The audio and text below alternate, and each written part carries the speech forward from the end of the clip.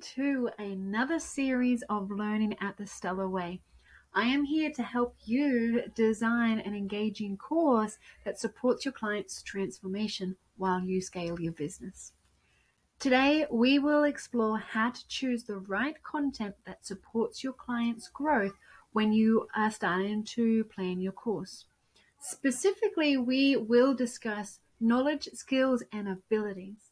So let's jump in. Let's first start with, what are knowledge, skills, and abilities? A question that I receive continuously. So knowledge, skills, and abilities, also commonly known as KSAs, are the competencies or the capabilities that your client will need to learn, they will need to possess, they will need to start to form these capabilities to be able to achieve the learning outcomes that you've set. So why is it so important to have these knowledge, skills, and abilities? Why have you not heard of them or used them before? Well, the knowledge, skills, and abilities are important to be able to help you as a course creator to walk the client through the steps to be able to achieve the learning outcome. That's right, we are breaking the learning outcome down even further. So they do usually build on top of each other, where you would first see the knowledge come in, and then the skill, and then the ability. So for example, we need to first understand a concept before we can start to build the skill that eventually allows us to apply this to our business. So what we do here is we break down the learning outcome even further to identify, how do we help the client achieve these learning outcomes? What information do they need to understand? What knowledge do they need to take in? And what opportunities of practice do we need to provide those students, our clients? And then finally, how do we support them to form these new abilities so that they can apply them into their business? So how do we create the knowledge, skills, and abilities? Well, let's look at using a template that has our columns of knowledge, skills, and abilities that help us break down that learning outcome even further.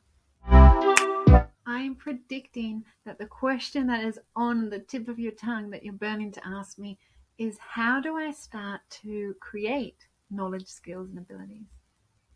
And this is very similar to our learning outcomes, where we break it down further and we write statements that specifically start with an active verb. So what will the client be able to do with this new knowledge? Again, we look at the abilities.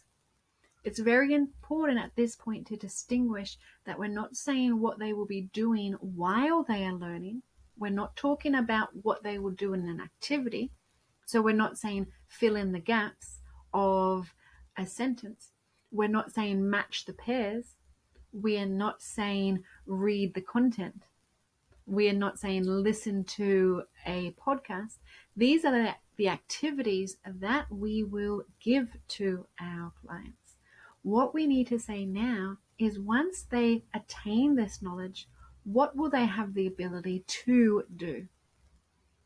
And we break them down into the knowledge, skills, and abilities so that we can then give the right type of content, such as listen to this podcast so that you will be able to XYZ. I would love to share with you an example list of active verbs that you can use when you are designing your knowledge, skills, and abilities.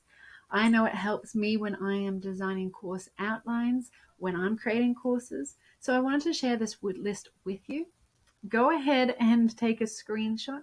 It is not an exhaustive list. There are many more that you can use, but here are some examples to help you through your brainstorming. So let's have a look at some examples. Let's use the learning outcome of create a calendar view filtered to content for a specific platform. Now, if we were to break this down, we can say that the knowledge is to recognize the best filters in the calendar view. The skill is to start to be able to connect the calendar view to the data table.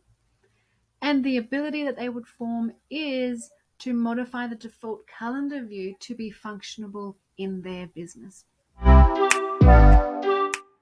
As always, I would love to leave you with some tips and hints when you are designing your courses.